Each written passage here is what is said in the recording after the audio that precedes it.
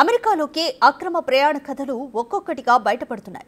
తీవ్ర ప్రమాదకర పరిస్థితులను దాటుకుంటూ వెళ్లిన భారతీయులు ఇప్పుడు ఆ కష్టాల కలలను తలుచుకుంటున్నారు. అమెరికన్ డేంజర్ డ్రీమ్స్ ఎలా ఉంటాయో చెబుతున్నారు. వీటిలో అత్యంత ప్రమాదకరమైన డెరిన్ గ్యాప్ ప్రయాణం ఎంత భయంకరంగా ఉంటుందో గుర్తు చేసుకుంటున్నారు. అక్రమంగా అమెరికాలోకి ప్రవేశిస్తూ డాంకీ రూట్లలో వారు అనుభవించిన నరకాన్ని నెమరు వేసుకుంటున్నారు. ఇంతకీ భారతదేశానికి తిరిగి వచ్చిన వారి టెస్టిమోనీస్ చెబుతుందేంటి?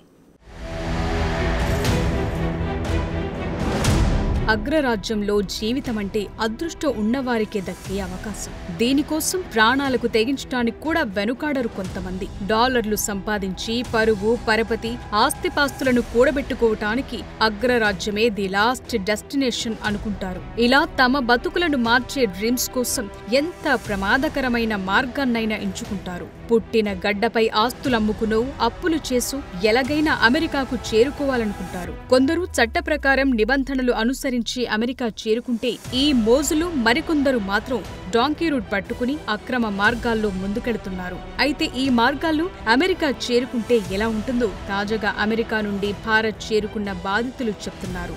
అమెరికాలోకి అక్రమ ప్రయాణంలో తరచుగా అనేక దేశాల గుండా ప్రమాదకరమైన క్రాసింగ్లుంటాయి. వాటిలో కొలంబియా, పనామాలను కలిపే విశాలమైన రోడ్డు లేని అడవి మార్గం డేరియన్ గ్యాప్ కూడా ఉంటుంది. ఈ డాంకీ రూట్ ద్వారా అమెరికాలోకి ప్రవేశించే ప్రయత్నంలో పనామా, మెక్సికోలోని ప్రమాదకరమైన భూభాగాలను దాటడానికి లక్షలు చెల్లించాల్సి వస్తుంది. దక్షిణ సరిహద్దు నుండి యుఎస్లోకి 2 ప్రధాన అక్రమ ప్రవేశ మార్గాలున్నాయి. వాటిలో ఒకటి నేరుగా మెక్సికో ద్వారా ఉండగా మరొకటి అత్యంత ప్రమాదకరమైన డాంకీ రూట్ డేరియన్ గ్యాప్. ఇందులో అనేక దేశాలను దాటటం, దట్టమైన అడవులు, ఎత్తైన కొండలు, సముద్రాలతో సహా ప్రమాదకరమైన భూభాగాలను దాటుకుంటూ వెళ్లాల్సి ఉంటుంది. ఈ మార్గంలో వలసదారులు అమెరికా చేరుకోవటానికి ముందు విమానాలు, టాక్సీలు, కంటైనర్ ట్రక్కులు, బస్సులు, పడవల ద్వారా ప్రయాణం చేయాల్సి ఉంటుంది. ఇందులో Qatar, Brazil, Peru, Colombia, Panama, Nicaragua, మెక్సికోల నుండి కొనసాగుతుంది. ఇది ఎంత ప్రమాదకరమైందంటే మధ్యలో ఎప్పుడైనా ప్రాణాలు పోవచ్చు. ఇలా ఇప్పటికే వేలాది మంది ప్రాణాలు కోల్పోయారు. అయితే వారి శవాలు కూడా దొరకని విధంగా ఈ మార్గం డెడ్లీ రూట్ గా పేరు పొందింది. రీసెంట్ గా భారత్ చేరుకున్న అక్రమ వలసదారుల్లో ఒకరు తన అనుభవాన్ని చెప్తూ పనామా జంగిల్లో ఒకరు చనిపోవటం, సముద్రంలో మునిగిపోవటం తాను చూశానని చెప్పారు. తన ట్రావెల్ ఏజెంట్ తనను మొదట యూరప్ కు తీసుకెళ్తానని, ఆపై మెక్సికోకు తీసుకువెళతానని హామీ ఇవ్వగా తన డాలర్ డ్రీమ్స్ కోసం 42 లక్షలు వెచ్చించినట్లు చెప్పారు. ఇక ఈ మార్గంలో అన్నం దొరకటం మహా పండుగలా ఉండేదట. ఎప్పుడో ఒకసారి అన్నం దొరికేది. ఒక్కోసారి తినటానికి ఏమీ దొరకదు. తెచ్చుకున్న బిస్కెట్ల వంటి తేలికపాటి ఆహారాన్ని జాగ్రత్తగా వాడుకోవాలి. 15 గంటల సుదీర్ఘ పడవ ప్రయాణం, అత్యంత భయంకరమైన అడవిలో 40 నుంచి 45 కిలోమీటర్లు నడక ప్రయాణం నరకాన్ని చూపిస్తుందని వీళ్లు చెప్తున్నారు. ఇంకో వ్యక్తి చెప్పిన అనుభవంలో భయంకరమైన అనుభవాలు బయటకొచ్చాయి. ఈ వ్యక్తిని మొదట ఇటలీకి, ఆపై లాటిన్ అమెరికాకు తీసుకెళ్లారు. దారిలో ఆ వ్యక్తికి సంబంధించిన 35,000 రూపాయల విలువైన బట్టలు దొంగతనానికి గురయ్యాయి. అయినా వెనక్కు వెళ్లే ఛాన్సే ఉండదు. ప్రాణం పోయినా ముందుకే వెళ్లాలి. ఇక పంజాబ్లోని గురుదాస్పూర్ జిల్లాకు చెందిన 36 ఏళ్ల జస్పాల్ సింగ్ జనవరి 24న తనను అమెరికా సరిహద్దు గస్తీ బృందం బంధించిందని చెప్పారు. మాకు సంకెళ్లు వేసి ప్రయాణమంతా మా కాళ్లను బంధించారని అన్నారు. సంకెళ్లను అమృత్సర్ విమానాశ్రయంలో తెరిచినట్లు వెల్లడించారు. ఈ వ్యక్తి బ్రెజిల్లో 6 నెలలు గడిపిన తరువాత సరిహద్దు దాటి అమెరికాలోకి వెళ్లారు. అక్కడ అతన్ని అమెరికా సరిహద్దు గస్తీ బృందం అరెస్టు చేసింది. పనామా అడవిలో ఒకరు చనిపోవటాన్ని, మరొకరు సముద్రంలో మునిగిపోవటాన్ని గుర్తు చేసుకున్న ఇతడు మెక్సికో చేరుకునే ముందు తన ట్రావెల్ ఏజెంట్ యూరప్ గుండా తీసుకెళ్తానని అన్నట్లు తెలిపాడు. ఇక ఈ మార్గంలో డేరియన్ గ్యాప్ మధ్యలో 18 కొండలు దాటాల్సొచ్చింది. ఇక్కడ ఎవరైనా జారిపడితే బతికే అవకాశం ఉండదు. ఇక ప్రయాణంలో ఎవరైనా గాయపడితే వారిని వదిలి వెళ్లిపోవాల్సిందే. అలాంటి వారిని చావుకు వదిలేసి మిగిలిన వాళ్లు ముందుకు కదులుతారంతే.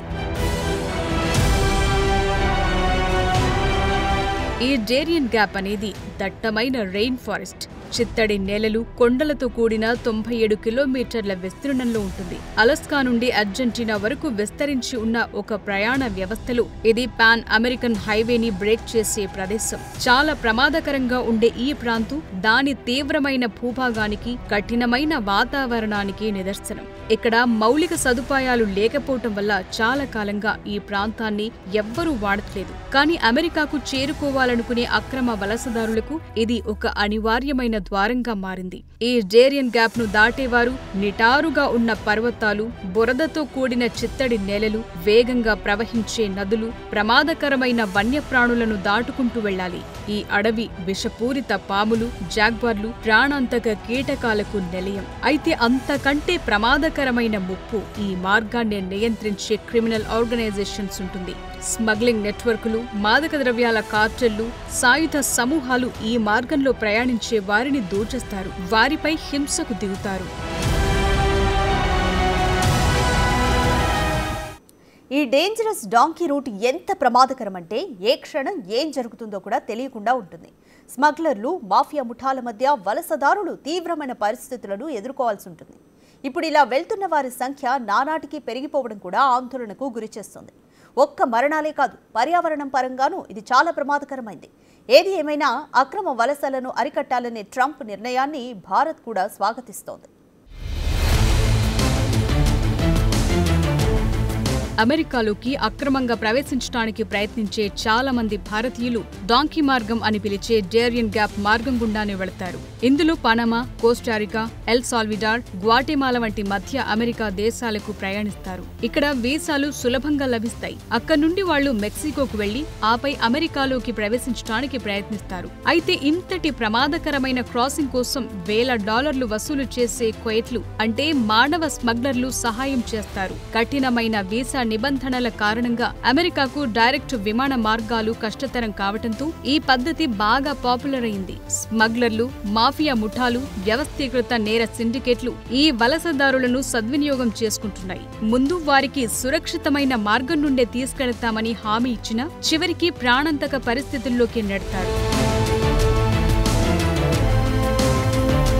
ఇటీవలి సందర్భాల్లో డేరియన్ గ్యాప్ ను దాటే వారి సంఖ్య విపరీతంగా పెరిగినట్లు లెక్కలు కూడా చెప్తున్నాయి. 2023లో 5.2 లక్షలకు పైగా వలసదారులు ఈ ప్రయాణాన్ని చేశారు. దానికి ముందు సంవత్సరం కంటే ఇది రెండింతలు ఎక్కువ. ఇక 2024 నాటికి 3 లక్షలకు పైగా ఈ మార్గాన్ని దాటారు. అయితే ఇటీవల పెరిగిన అరెస్టుల కారణంగా సంఖ్యలు కొద్దిగా తగ్గాయని మీడియా నివేదికలు చెప్తున్నాయి. అయితే దశాబ్దం క్రితం ఏటా కొన్ని వేల మంది మాత్రమే ఈ మార్గాన్ని దాటడానికి ప్రయత్నించారు. అది ఇప్పుడైతే లక్షలు దాటుతోంది. అత్యంత ప్రమాదకర వలస రహదారిగా మారినప్పటికీ డాలర్ డ్రీమ్స్ ఈ డేంజర్ ను కూడా లెక్క చేయకుండా కదులుతోంది. వెనజులా, హైతీ, ఈక్వెడార్, బంగ్లాదేశ్, పాకిస్తాన్, భారతదేశం నుండి ప్రజలు ఈ ప్రమాదకరమైన మార్గం గుండా ట్రెక్కింగ్ చేస్తున్నారు. ఈ ప్రయాణం 7 నుండి 15 రోజుల వరకు పట్టొచ్చు. ఇలా ప్రయాణించే వలసదారులు ఆహారం, నీటి కొరత, వ్యాధుల బారిన పడటమే కాకుండా నేరాలకు బలవుతున్నారు. ఇక డేరియన్ గ్యాప్ ఒక మానవతా విపత్తుగా మిగిలిపోయిందనేది నిపుణుల అభిప్రాయం. 2015, 2022 నుండి 312 వలస మరణాలు, అదృశ్యాలు నమోదవగా 2021, 2023 మధ్య 229 నమోదైనట్లు తెలుస్తోంది. 2023లోనే 676 మంది లైంగిక వేధింపుల బాధితులుగా మారారు. దీనికి సంబంధించి 2024 ప్రారంభంలో 233 కేసులు నమోదయ్యాయి. రద్దీగా ఉండే ఆశ్రయాల్లో ఆహారం, నీరు, వైద్య సహాయం వంటి అవసరమైన వస్తువులు లేకపోవటం వల్ల చాలా మంది వలసదారులు చిక్కుకుపోయినట్లు నివేదికలు చెప్తున్నాయి. ఇక ఈ మార్గాన్ని ఉపయోగించే వలసదారుల సంఖ్య ఎక్కువగా ఉండడంతో స్థానిక సమాజాలు, పర్యావరణంపై కూడా దీని ప్రభావం ఉంటుందని పర్యావరణ సంఘాలు వాపోతున్నాయి. ఈ మార్గంలో ఉన్న స్థానిక గ్రామాలు ప్రజలతో నిండిపోయాయి. అయితే పెళుసైన అటవీ పర్యావరణ వ్యవస్థలో అటవీ నిర్మూలనతో పాటు కాలుష్యం కూడా తీవ్రమవుతున్నట్టు తెలుస్తోంది. ప్రస్తుతం ఈ ప్రాంతం మానవ అక్రమ రవాణా, కార్టెల్ కార్యకలాపాలకు కూడా ప్రధాన కేంద్రంగా ఉంది. అత్యంత శక్తివంతమైన మాదక ద్రవ్యాల కార్టెళ్లలో ఒకటైన కొలంబియా గల్ఫ్ క్లాన్ అక్రమ రవాణా కార్యకలాపాలను నియంత్రిస్తుంది. వీళ్లు 2023 మొదటి 10 నెలల్లోనే వలసదారుల క్రాసింగ్ల నుండి $57 మిలియన్ సంపాదించినట్టు సమాచారం. ఇప్పుడు ప్రెసిడెంట్ ట్రంప్ అమెరికా నుండి పలు దేశాలకు చెందిన వారితో పాటు భారత అక్రమ వలసదారులను కూడా వెనక్కు పంపించేస్తున్న తరుణంలో ఇకపై ఈ మార్గానికి రద్దీ తగ్గే అవకాశం ఉంది. ఇక ఇప్పటికే అమెరికా నుంచి మొదటి విడతగా భారతదేశానికి చెందిన 104 మంది అక్రమ వలసదారులు స్వదేశానికి చేరుకున్నారు. ఫిబ్రవరి 4 తెల్లవారుజామున టెక్సాస్లోని శాన్ ఆంటోనియో నుంచి బయలుదేరిన అమెరికా సైనిక విమానం C-17 పంజాబ్ అమృత్సర్లోని శ్రీ గురు రామదాస్ జీ అంతర్జాతీయ విమానాశ్రయంలో ఫిబ్రవరి 5 మధ్యాహ్నం 2 గంటలకు కట్టుదిట్టమైన భద్రత మధ్య దిగింది. ఈ విమానంలో వచ్చిన వారిలో గుజరాత్, హర్యానాకు చెందిన వారి అధికంగా ఉన్నట్లు తెలుస్తోంది.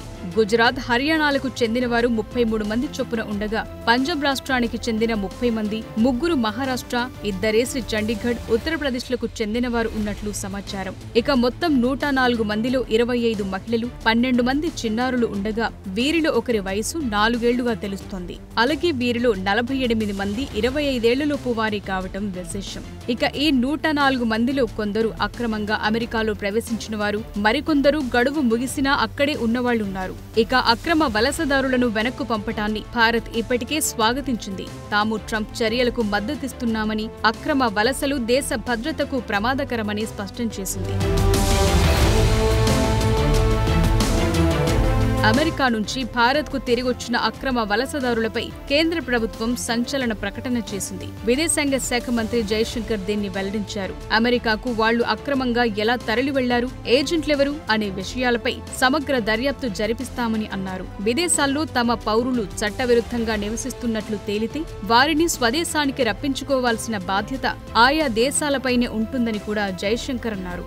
స్వదేశానికొచ్చిన అక్రమ వలసదారులు అమెరికాకు ఎలా వెళ్లగలిగారనే విషయంపై ఆరా తీయటానికి అమెరికాతో కలిసి పనిచేస్తున్నామని, అక్కడి నుంచి సమగ్ర వివరాలను తెప్పించుకుంటున్నామని చెప్పారు. చట్టబద్ధంగా ఏ దేశానికైనా వెళ్లే హక్కు అందరికీ ఉందని, అక్రమంగా వలస వెళ్లాలనుకోవటం సరికాదని వ్యాఖ్యానించారు. ఎలాంటి డాక్యుమెంట్లు, అధికార పత్రాలు, వీసాలు లేకుండా అసలు వాళ్లు అమెరికాకు ఎలా వెళ్లారనే విషయంపై ఆరా తీయాలంటూ ఆదేశాలను జారీ చేసినట్లు జైశంకర్ తెలిపారు. ఇక అమెరికాలో మొత్తం భారతీయ అక్రమ వలసదారులు 7.25 లక్షల మంది ఉంటారని అంచనా వేస్తున్నారు. ఇప్పటి వరకు 18,000 మందిని గుర్తించిన అమెరికా యంత్రాంగం వీరిలో 17,094 మందిని వెనక్కు పంపుతున్నట్లు తెలిపింది. ఇందులో 104 మంది మాత్రమే ఇప్పుడొచ్చారు. ఇక మిగిలిన వారి అనుభవాలు ఇంకెంత దారుణంగా ఉంటాయో మరి.